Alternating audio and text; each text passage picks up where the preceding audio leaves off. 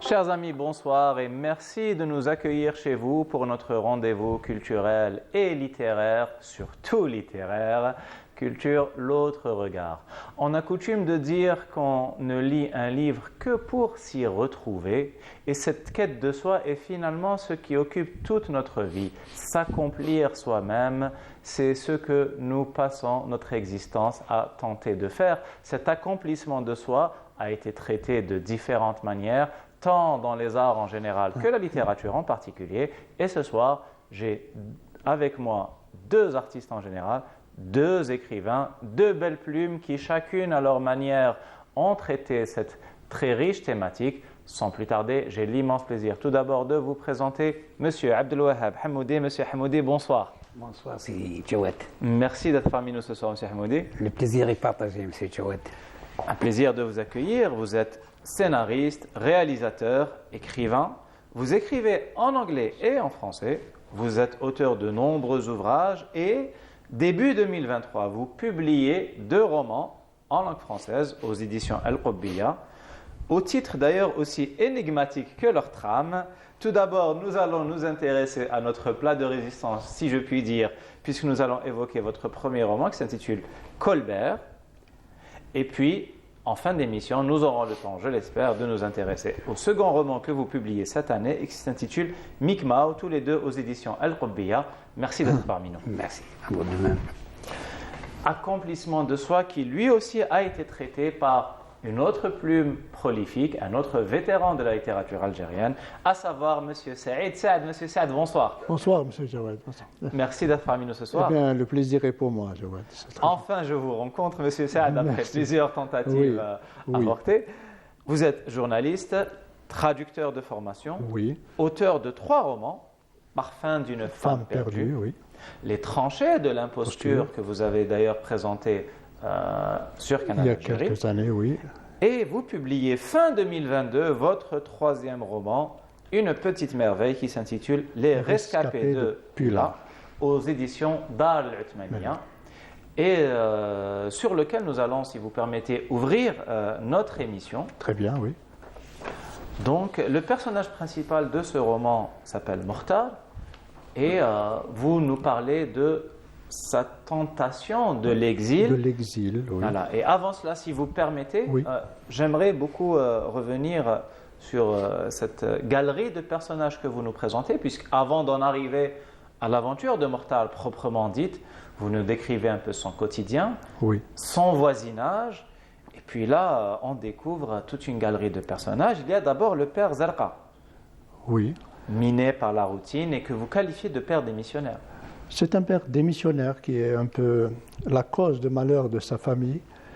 Et j'ai voulu justement travailler ces personnages, montrer un décor. C'est comme dans une pièce de théâtre. Certes. Quand le rideau se lève, on voit des personnes, on voit une agitation, une vie familiale, une vie sereine.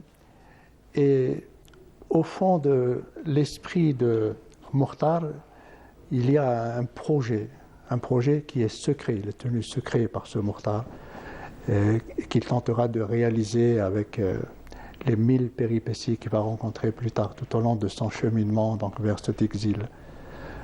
Et j'ai planté le décor dans un quartier d'Alger, et avec toute une famille, avec un environnement, des sœurs, des voisins, le bruissement de la Houma, donc c'est du quartier. Certes, vraiment on est dans le terroir. Oui, c'est important.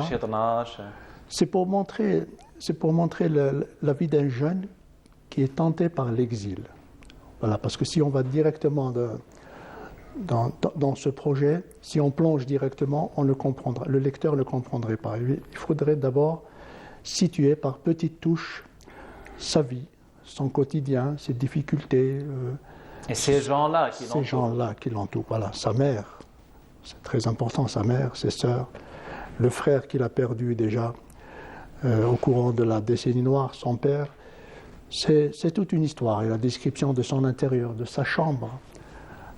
Et comme a dit justement celui qui m'a préfacé, M. Bouhamidi, que je salue au passage, c'est un véritable scan de ce quartier de Belwizdad, Belcourt. Voilà. Donc il y a le père Zerqa, il y a Toufiq Kanari avec ses petites manies, Oui. et qui nous parlent tellement, c'est des voisins qu'on a tous eu. Pourquoi? Parce que le roman, c'est le détail. Le roman, c'est le détail. Chaque détail compte. C'est pour permettre au lecteur d'avoir une image. De s'imprégner. De s'imprégner, de vivre un son. Quand vous voyez un voisin au balcon en train de nettoyer ou de s'occuper de ses canaris, vous avez des sons, vous avez des gestes très précis, la façon de laver tous ces équipements, par exemple l'abreuvoir, le mangeoire. C'est important. Le roman, c'est le détail. Et puis, il faut ajouter aussi les sons. Un vendeur de sardines, par exemple, qui émet ce son qu'on entend du 3e étage. C'est très important pour le lecteur de s'imprégner par le son, par l'image, par le détail précis. Pour être happé par la narration. Voilà. Il y a l'affaire le philosophe.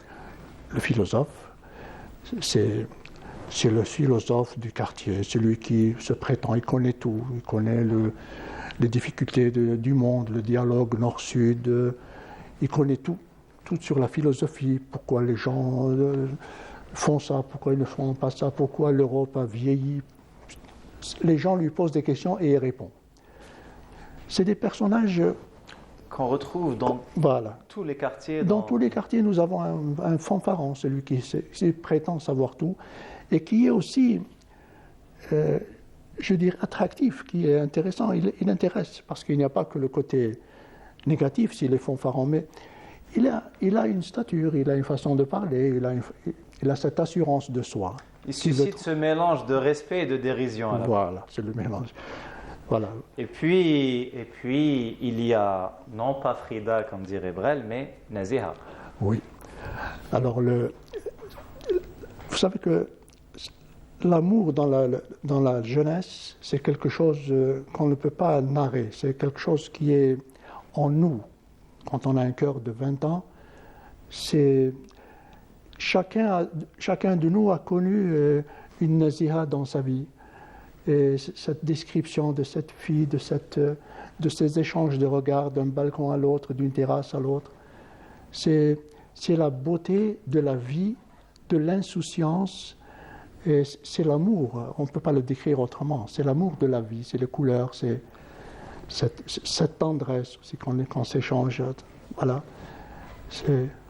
Donc Mokhtar a nourri ce projet-là de s'exiler. Il choisit donc le chemin de l'exil et se retrouve à Pula, en Italie. Oui. Et d'emblée, l'Eldorado ne se révèle pas du tout aussi brillant que dans ses rêves. Loin s'en faut. Exactement.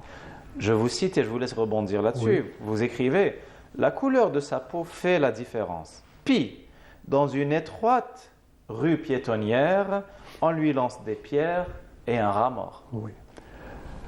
Parce que les gens pensent que l'Europe, c'est l'Eldorado. Les gens pensent que l'Europe, c'est la belle vie. Ils sont constamment bercés par ces messages, par ces lettres, par ces photos qu'on reçoit de l'étranger. Venez, regardez comment on vit. Regardez, j'ai mis l'image de cette belle moto, de cette fille qui est derrière, qui est accrochée. C'est la vie. Et ceux qui sont là ne peuvent penser qu'à l'exil. Ils se disent que, mais c'est beau. Mais en réalité, c'est un miroir aux Alouettes. Certes. Et moi-même qui ai vécu en Europe, puisque j'étais correspondant de l'APS à Londres, je voyais ces gens arriver de tous les pays, ces gens exilés de leur pays. Ils n'avaient pas de toit, ils n'avaient pas de ressources. Et ils venaient de Pakistan, ils venaient de tous les pays. Je les voyais dans les parcs, voir s'il va pleuvoir cette nuit, voir s'il y a une place sous le pont. Ça c'est le contraire de ce qu'on leur a montré avant. Et j'ai voulu le mettre en exergue dans ce roman. Vous mettez aussi en exergue ce sorte de mensonge pieux de ceux qui sont déjà sur place et qui disent à leurs compatriotes qui sont au pays « Venez, tout va bien dans le meilleur des mondes, vous ne manquerez de rien et c'est la belle. » c'est ce que je disais tout à l'heure. C'est un miroir aux alouettes. Et puis ceux qui vont là-bas en s'exilant et subissent un échec ne diront jamais Exactement. que j'ai fait un échec. Ils vous diront à la limite, si c'était à refaire, je ne le referais pas. Je serais resté en Algérie. C'est trop dur, croyez-moi. Je les ai vus. C'est quelque chose qu'on ne peut pas décrire, la dureté, la misère quand on est dans un pays étranger, dans un pays très froid, parfois il neige, et on n'a pas où aller. Voilà la réalité de l'exil doré dont il rêve. Ouais. Vous décrivez aussi comment dans une boulangerie, il est le premier entré et le dernier servi. Oui, oui, c'est une anecdote réelle qui s'est réellement passée dans une ville d'Europe. Il me dit, voilà, j'étais le premier à demander, moi j'ai mis une boulangerie, mais en réalité c'était un café. J'étais le premier à entrer, j'ai dit, donnez-moi un café. Il y a des gens qui sont venus derrière moi, ils ont été servis. C'est comme ça, parce qu'on n'est pas chez nous. C'est la couleur de cette peau qui fait la différence. Et le grand lecteur que vous êtes opère une véritable sociologie de l'Italie, qu'on retrouve d'ailleurs notamment chez Gramsci. Vous montrez cette disproportion de développement, cette disparité dans le développement entre le sud de l'Italie, Oui, qui est un oui. sud sous-développé, Tout à fait, très tout à pauvre, fait. et un nord qui lui est développé. C'est là où il s'agit après. La Lombardie est incomparable avec le Voilà. sud. Moi, j'ai visité l'Italie, ça n'a rien à voir. Toutes les usines, toute l'industrie, toute la richesse de l'Italie se trouve au nord. Le sud, c'est vraiment démembré. Je ne dirais pas la misère, mais c'est très très peu développé. Il n'y a rien dans le sud. D'ailleurs, les habitants de la Sardaigne, ils émigrent vers l'Italie du Nord, ou alors en France ou en Suisse. Ils ne restent pas chez eux. Il n'y a aucune ressource. Or, qui dit sous-développé. Oui, je vous en prie. Oui, il n'y a aucune ressource. Or, c'est là que tous les Africains, ceux qui sont tentés par l'exil, ils vont là-bas, dans le sud. Le sud n'a rien à offrir. Or, qui dit sous-développement dit aussi xénophobie. Ouais. Mokhtar, atterré, découvre qu'il est Oui. dans la ville la plus droitière, Oui, au sens politique, Oui. de l'Italie. oui. C'est un... Comment on appelle ça? C'est une sorte de piège. On est tombé dans un piège. Voilà. Et donc, il va tenter de rejoindre Milan, où l'attend son ami Zubair. Oui, Cependant, il va se faire arrêter et il va se retrouver dans ce qu'on appelle un centre de rétention, Voilà. très bel euphémisme.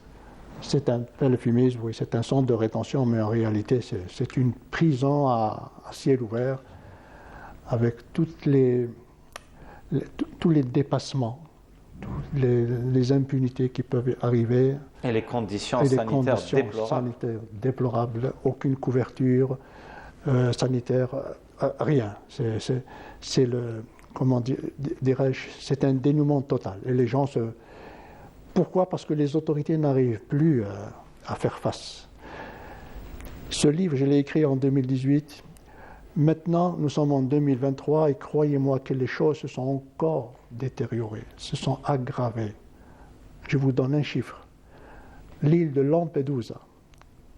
J'ai vu récemment un reportage, il y a un Italien qui dit « Nous sommes 7000 Italiens sur cette île et il y a 11 000 Immigrés. immigrés africains. 11 000. Comment voulez-vous ils sont plus nombreux que nous. Alors nous les prenons dans des bateaux et nous les acheminons vers le continent. Lampedusa est une île insignifiante. C'est des rochers. Et les conditions sont tellement terribles que vous dites, pour Mokhtar, cela évoque l'Ambèze, Oui. le fameux bagne où son grand-père a été détenu. Oui. Et vous écrivez, il compare le centre à un moulin. Une fois que les migrants y sont enfermés, étiquetés et ficelés, les portes se referment et la roue du moulin s'ébranle. Voilà. Elle broie telle une meule sinistre les corps jeunes, splendides et vigoureux de ces êtres désespérés. Pourquoi l'Ambèze? Parce que j'avais un ami qui est mort, Allah yarhamou, il a fait l'Ambèze.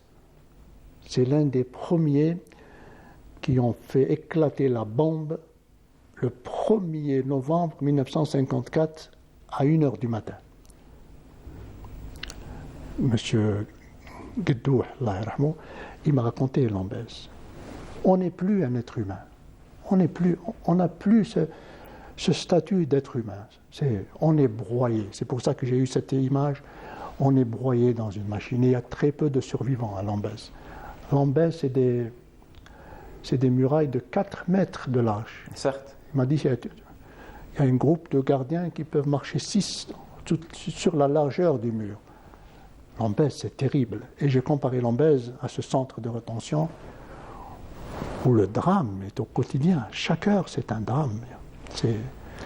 On va revenir aux péripéties avec Mukhtar, mais tout d'abord, puisque nous évoquons Lambèze et la sinistre période coloniale, je me tourne vers M. Abdelwahab Hamoudi et ce roman, Colbert, qui lui, justement, se situe et évoque la période de la révolution, de la glorieuse révolution algérienne.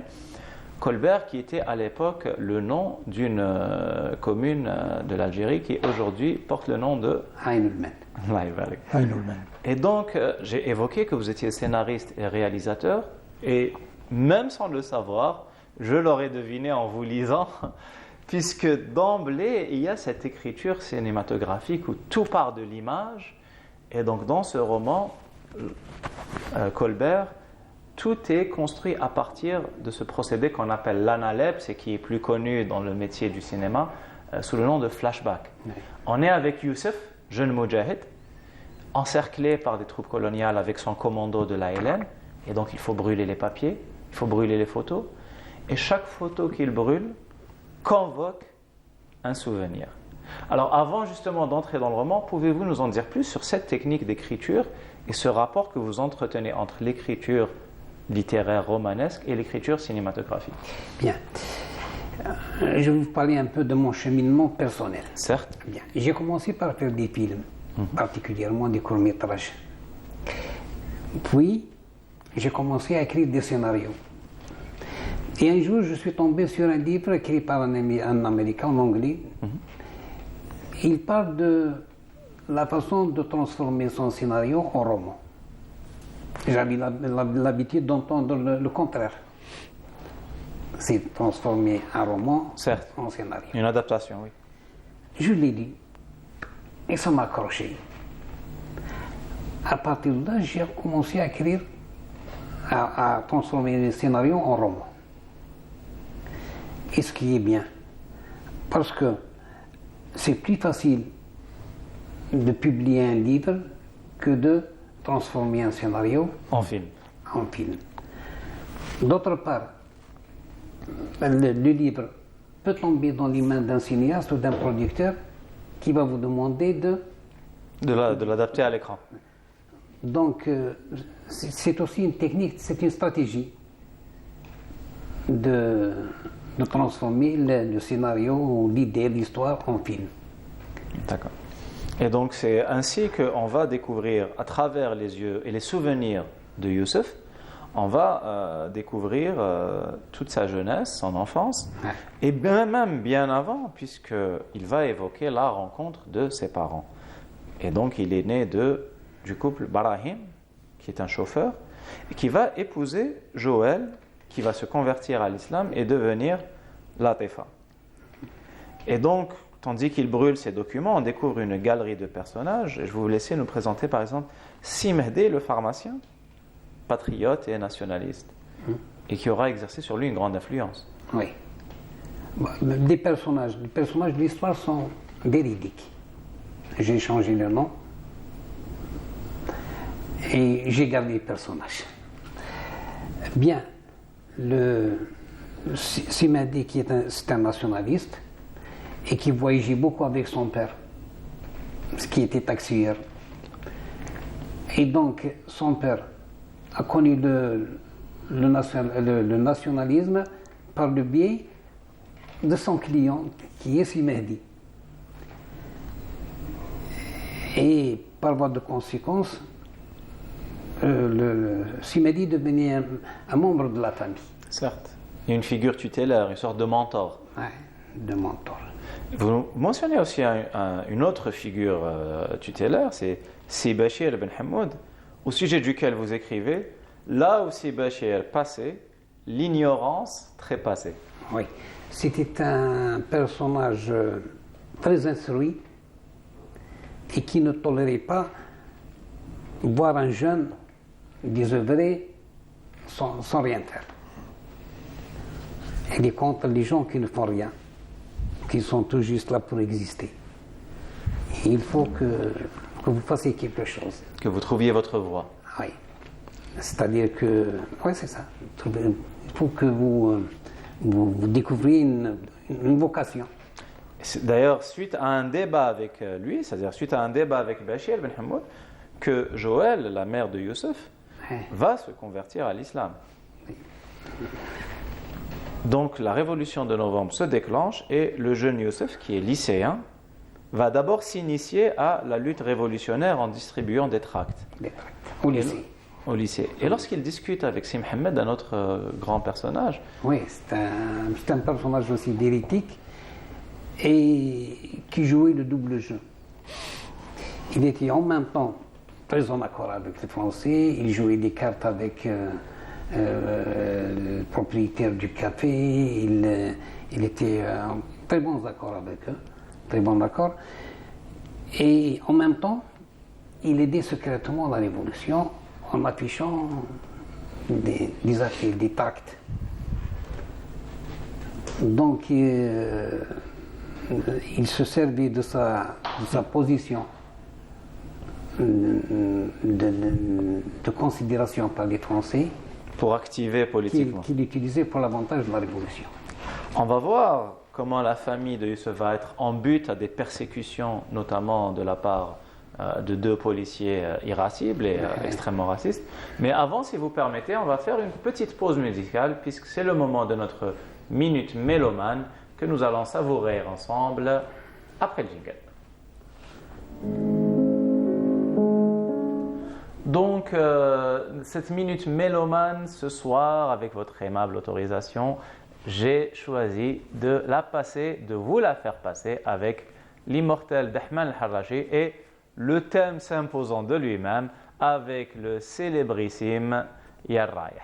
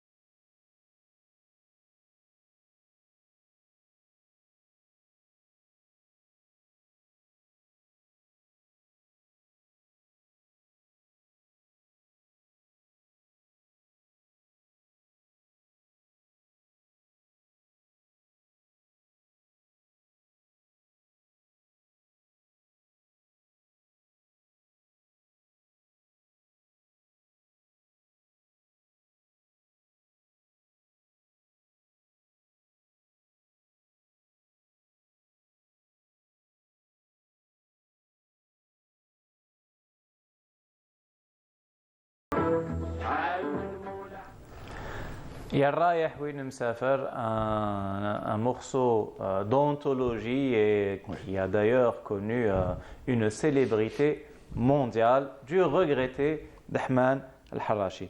Puisque nous sommes dans le thème de Ya Rayah, je reviens vers vous d'abord, monsieur Saïd Saad, avec justement notre ami Mokhtar qui a choisi le chemin de l'exil. Aurait-il dû écouter justement le regretté Dahman al-Harrachi? Donc, il va tenter de rejoindre cet ami, Zoubir, à Milan, ville un peu plus développée et où l'Eldorado tant promis semblerait l'attendre. Il finit dans un centre de rétention. Administrative. Oui. On découvre ce début de prise de conscience. Vous écrivez d'ailleurs, parfois l'Europe lui paraît un songe ridicule, une douceur puérile dans la fausseté vient de se dévoiler au grand jour. Oui. C'est comme quelqu'un qui dort, qui se réveille et qui commence à entrevoir la lumière du jour, la lumière de la vérité. Et il commence à voir au fond de lui, il ne le dira jamais, par vanité bien sûr, il commence à avoir un peu de regret. Il commence à à saisir ce qu'il a fait, à prendre conscience de ce qu'il a fait. Et vu la difficulté qui se dresse devant lui, il va réfléchir. Il va avoir des regrets, il va réfléchir.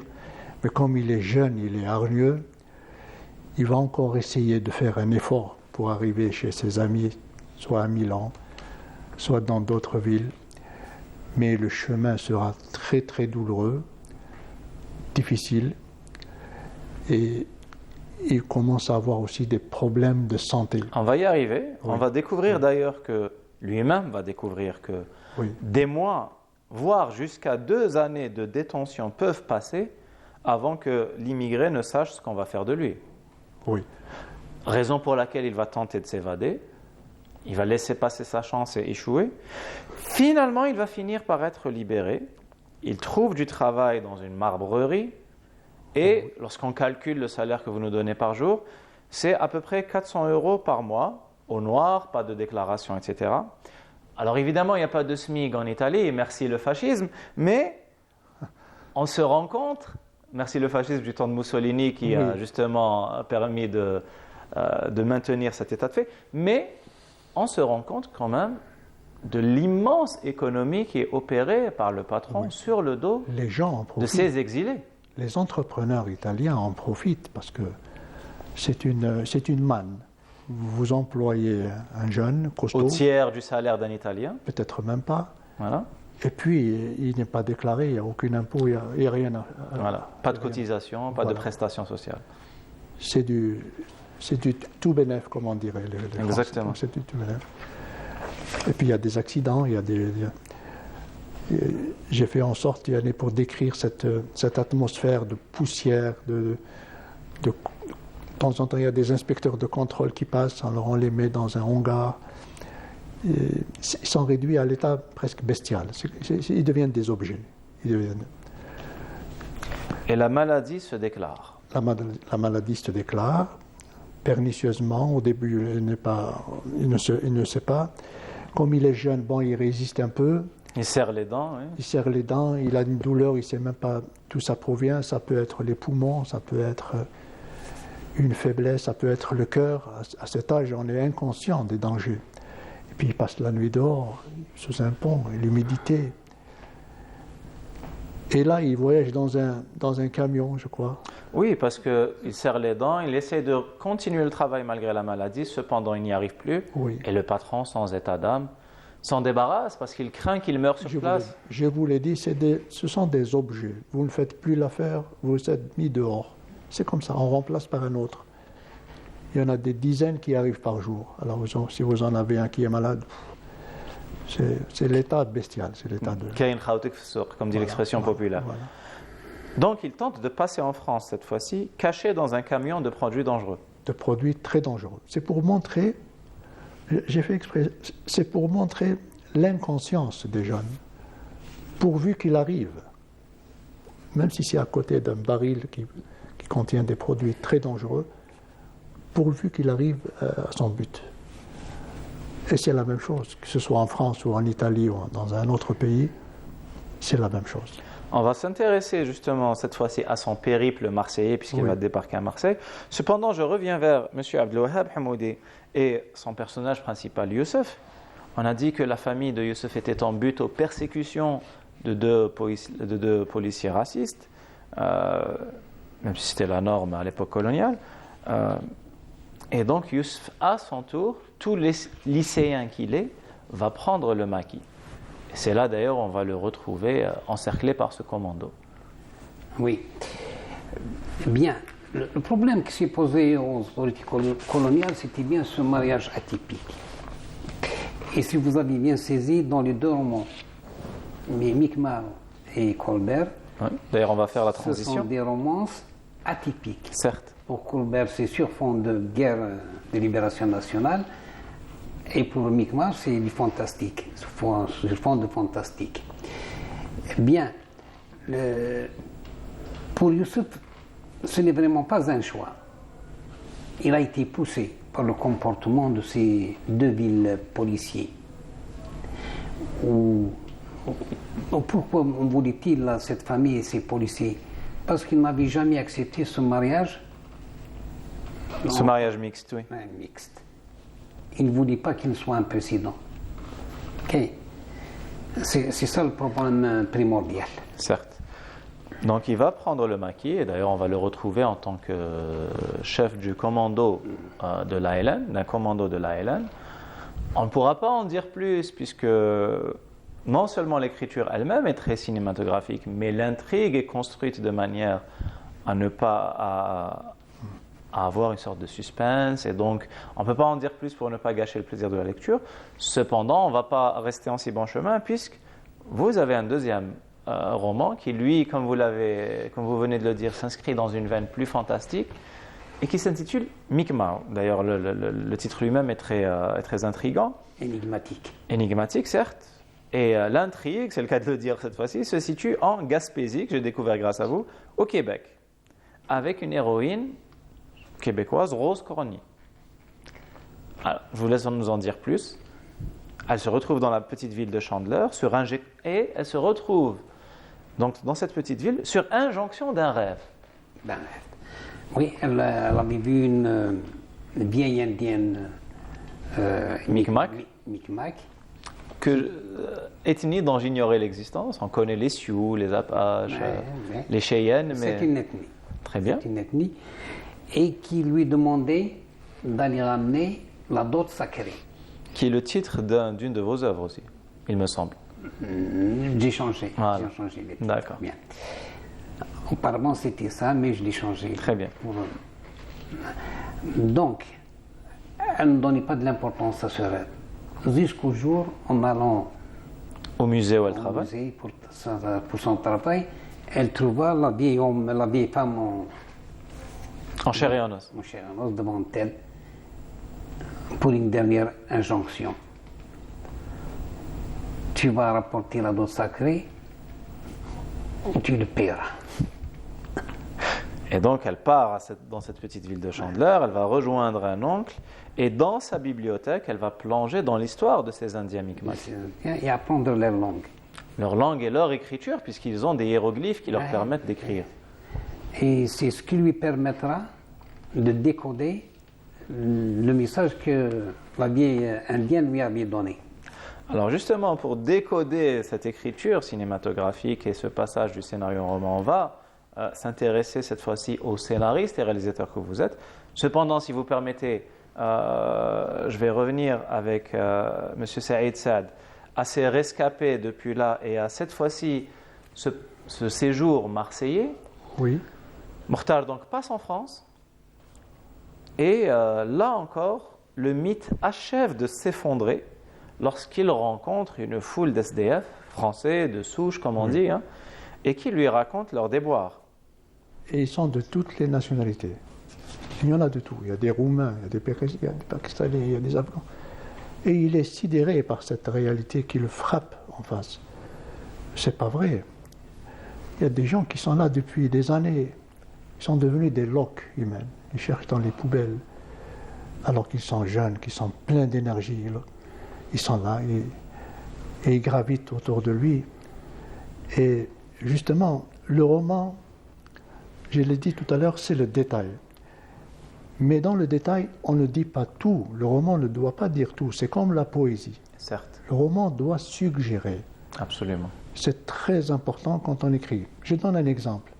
Si vous dites, j'ai invité un berger dans la campagne, mon père l'a invité à manger et il avait très faim.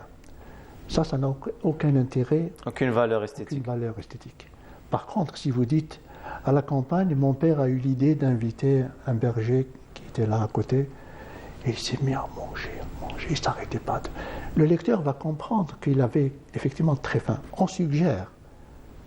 Absolument. C'est important. Sans prendre en charge la compréhension du lecteur. C'est au lecteur d'imaginer qu'il avait ce berger était affamé. Il ingurgitait des quantités énormes et il ne s'arrêtait pas de manger. Et il mâchait comme ça. Goulûment. Goulûment, oui. Le roman, c'est comme la poésie. On suggère toujours. Et justement, j'ai mis cette... C'est aussi que c'est comme un tableau qu'on peint. Vous avez une place à Marseille, il y a des gens qui gravitent. Il y a des gens qui sont installés confortablement à la terrasse. Ce sont les Français qui sont chez eux. Et puis il y a ces exilés venus de toutes les contrées du monde. Il y a des Noirs, il y a des gens comme ça. Et ce Mokhtar est en train de s'imprégner de la réalité. Voilà ce que je vais devenir. Lui, il vient juste d'arriver avec son poumon qui lui fait mal. C'était une image que je voulais transmettre pour dire qu'à la fin, voilà le résultat. Et j'ai même mis, il va au port de Marseille et il voit le bateau qui va à Alger. Et les gens montaient pour aller à Alger. C'était des Algériens qui rentraient chez eux en toute légalité. Et il avait cette envie d'être parmi eux. C'était, comment on appelle ça, une envie d'être parmi ces gens. D'être légitime. D'être légitime. Des gens très sûrs d'eux, qui présentaient leur passeport, qui prenaient leur bagage, qui montaient, hommes et femmes, enfants, et commençaient à regretter. Mais comme je vous l'ai dit aussi, quelqu'un qui s'exile ne dira jamais que ce fut un échec. Oui, d'ailleurs, il vous dira, si c'était à refaire, je ne le referai pas. D'ailleurs, ce mensonge presque voilà, universel, enfin collectif, participe beaucoup de de la perpétuation de ce faux rêve. Mokhtar, qui va retrouver un de ses amis à Marseille, qui dans les photos lui vendait la vie idéale. Excellent, oui, c'est ça. Va écrire, enfin va dire, vous écrivez, Mokhtar va se dire, Mohamed comme les autres nous donne, Mohamed c'est l'ami qui l'a retrouvé, oui, Mohamed comme les autres nous donne une fausse image de l'Europe, l'image de la réussite totale, de la liberté, de l'aisance financière, de la réussite sociale. C'est un miroir aux alouettes. C'est un miroir. Parce qu'il a été jusqu'à chez lui, il est rentré dans sa maison et il a vu ce lit en fer métallique, il a vu ce matelas défraîchi posé à même le sol, il a vu sa vie quotidienne. Oui. Ouais. Et pour Marseille, entre 2015 et 2023, le nombre de mineurs retrouvés dans la rue a été multiplié par 10. Par 10. Et ça coûte 4 000 € par mois à la collectivité locale qui n'arrive plus à trouver une solution. Que faire de tous ces gens qui viennent de tous les pays? Et c'est des mineurs qui sont exposés au vent, qui sont exposés à la température, qui sont exposés à la neige et qu'on retrouve parfois sans vie. À Londres, quand j'étais là-bas, on a retrouvé un exilé tellement il neigeait, il faisait froid, il n'a pas trouvé mieux. Il a ouvert une voiture bâchée, il s'est engouffré à l'intérieur et c'était un cadavre. Figé, oui. Très très froid. Ça a du temps où j'étais là-bas, c'est en 2012. Je ne connais pas sa nationalité, mais j'ai m'imaginais ce jeune, tous les gens étaient chez eux, avec de la musique, dans le confort. Il était dans les rues de Londres, et c'était une neige, une tempête de décembre 2012. Elle a duré 15 jours. Il s'est engouffré dans une voiture, un pick-up, une voiture bâchée. Malheureusement, il a été retrouvé sans vie. Voilà les images, c'est comme ça qu'il faut parler avec ces gens qui ont à l'esprit, qui ont ce projet d'y aller, ces futurs exilés. C'est comme ça qu'il faut leur parler. Alors, si vous permettez, avant de rebondir sur les prochaines thématiques, c'est le moment de notre petit intermède, cette fois-ci littéraire. On se retrouve après le jingle pour notre livre de chevet. À tout de suite.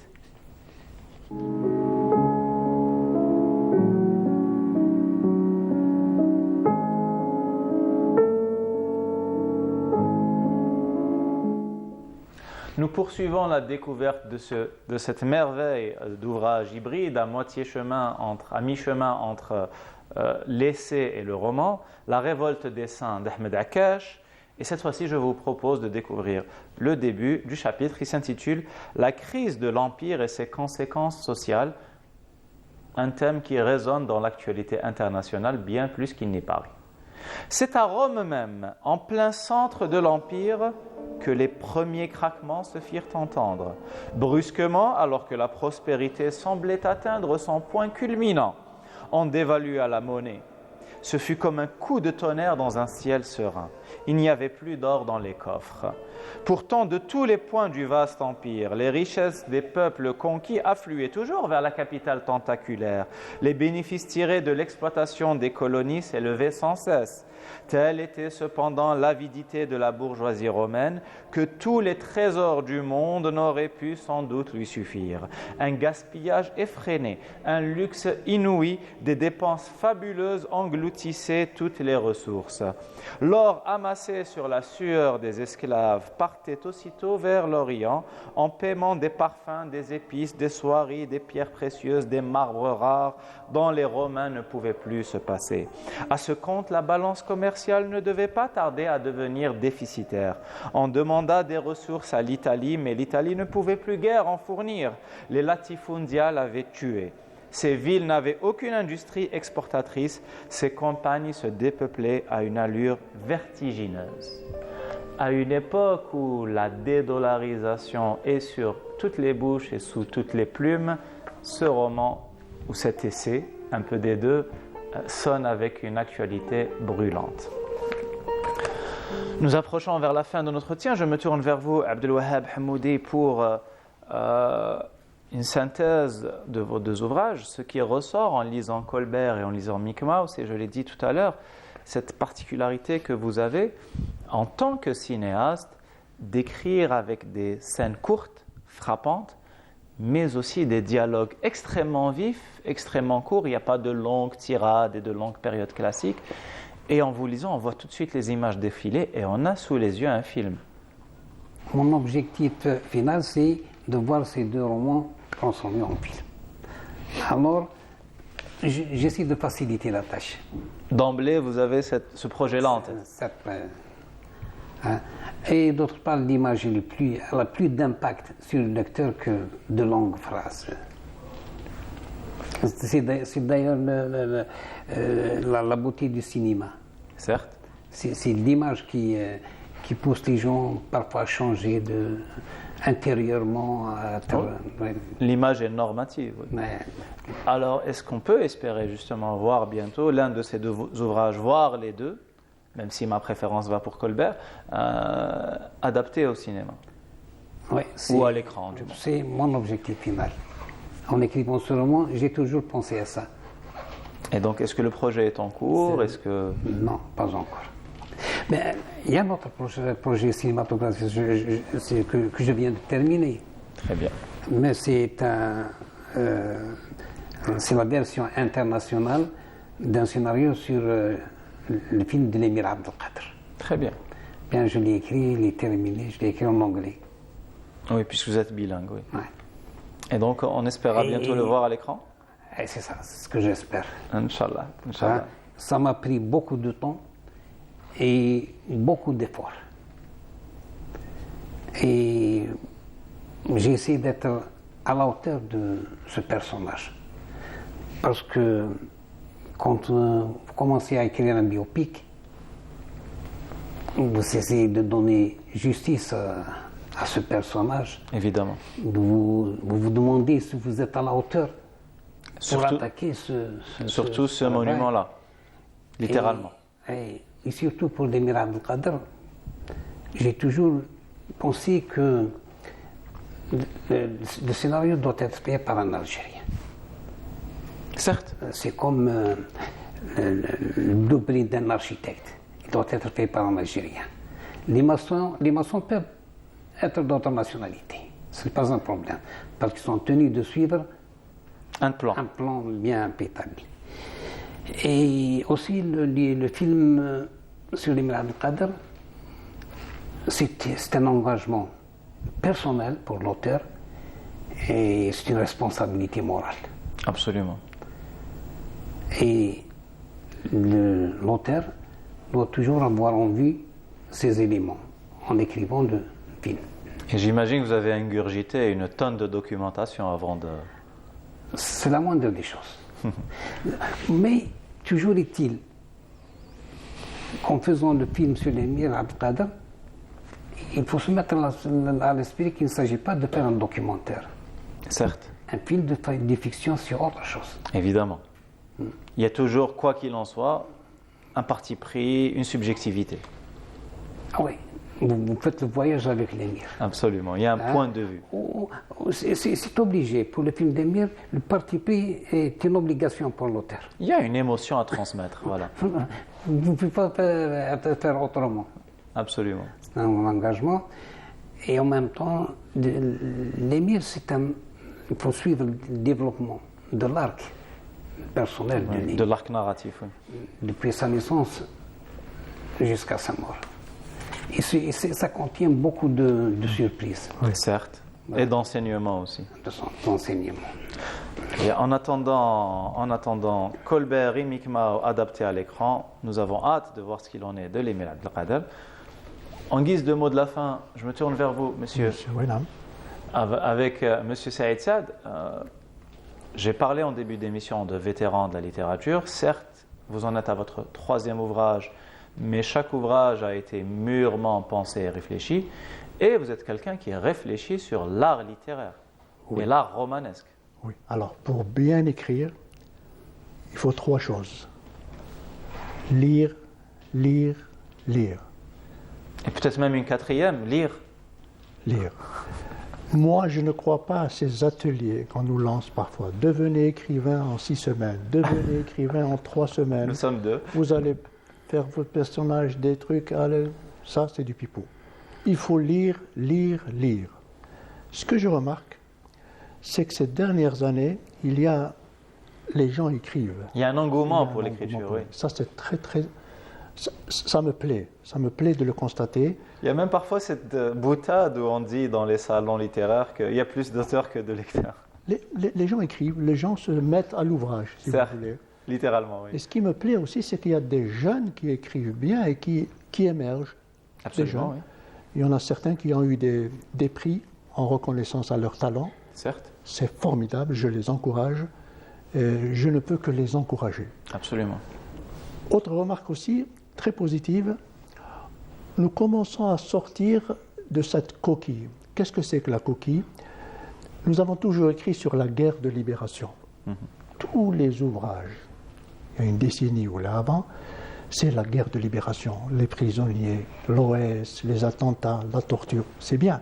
Certes, et nécessaire. C'est nécessaire. J'allais dire, ça devient un peu lassant. Maintenant, les gens écrivent autre chose. On commence à lire des ouvrages très intéressants sur un enfant handicapé, par exemple, sur une amitié entre 2 personnes d'autres nationalités, sur l'amitié, sur l'amour, sur la réussite d'un couple. Ça commence à se diversifier et ça, pour moi, c'est très encourageant. Certes, il y a une sorte de modernisation de diversification, des thèmes. Voilà. Alors, il y a une recherche de la contemporanéité et des thèmes. Oui, mais il faut lire pour améliorer le style. Le style narratif, il y a des procédés littéraires. Certes. Il y a la narration, il y a l'illustration, il y a le flashback, c'est-à-dire les digressions, le retour en arrière. Oui. Il y a l'alternance. On fait un récit, puis on s'arrête, on commence un autre récit, alors que c'est le même livre. Oui, on a parlé de Mortar. Il y a aussi des chapitres concernés. Ça, vous avez vu, c'est ça l'alternance. Voilà, qui concerne sa mère, voilà l'alternance. Une fois, vous avez sa maman qui le cherche en Algérie, et lui, il est dans un centre de rétention administrative. Ça, c'est là. Ce sont des techniques pour multiplier les points de vue. Qui donnent plus de vie, qui donnent plus de reflets, qui donnent plus de profondeur au livre, plus d'attrait. Et les gens qui ne savent pas lire, ça c'est un grand auteur britannique que j'admire, c'est M. Cronin, un médecin écossais. Les gens qui ne savent pas écrire ne savent pas penser. Et les gens qui ne savent pas penser, on pensera à leur place. Ça, c'est typiquement britannique. Si vous ne savez pas écrire, vous ne saurez pas penser. Si vous ne savez pas penser, des gens penseront à votre place. J'ai aimé ça. Moi, j'ai terminé un ouvrage sur la grande révolution de 1871. Oui. J'ai constaté que nous avons très bien décrit la guerre de libération, 54-62, sur tous ses aspects. Mais au fur et à mesure que vous montez dans l'histoire, dans le temps, que vous remontez, il y a moins d'écrits. Certes. Par exemple, beaucoup moins pour mai 45. On trouve des écrits, mais par rapport à 54, c'est insignifiant. Vous remontez, jusqu'à la fin du 19e siècle, il n'y a rien. Alors j'ai voulu romancer, c'est de l'histoire romancée. Les faits sont réels, les dates, j'ai fait de la recherche, mais j'ai créé une histoire d'un petit villageois qui veut bien se marier, qui aspire à vivre. Mais brutalement, les gens prennent des haches, des fourches, parce qu'ils ne peuvent plus résister au colonialisme. Et je vous rappelle que les années 1866 et 1867, ce sont les années peut-être les plus terribles qu'ont subi les Algériens. Oui, Djilali Sahari l'a très bien documenté. Alors, comme nous approchons du moment où nous devons, hélas, nous séparer, je rappelle aussi que mon petit doigt m'a dit qu'une biographie de Ammar Zahi Excellent, oui. est sur le grill, si je puis dire. Oui. Hélas, nous n'avons pas le temps de développer plus avant. Je rappelle cependant que pour ce qui est à présent disponible et que vous pourrez d'ailleurs signer au grand événement que sera le Salon du Livre, c'est Les Rescapés depuis là aux éditions d'Al-Uthmaniyya. Merci beaucoup, Saïd Saad, d'avoir été parmi nous. C'est moi qui vous remercie. Je rappelle, Abdelwahab Hamoudi, vos deux ouvrages, Colbert et Micmac, parus aux éditions Al-Qubbiya, en attendant de se rencontrer dans les salles obscures pour le biopic de l'Émir Abdelkader. Et puis, je vous en prie, le mot de la fin. Pour l'histoire de Micmac, Oui, c'est celle d'une jeune fille qui vient d'une famille dysfonctionnelle. certes. Et dans son cheminement, elle découvre que sa famille n'est pas un modèle. Voilà un thème aussi que vous pourrez explorer, que ce soit dans la littérature ou dans le cinéma. Vous avez Thème de la famille. Certes, et vous avez plusieurs cordes à votre arc. Chers amis, j'espère que vous avez passé un bon moment avec nous et qu'ainsi j'aurai l'immense honneur et privilège de vous retrouver comme d'habitude la semaine prochaine. Excellente fin de soirée.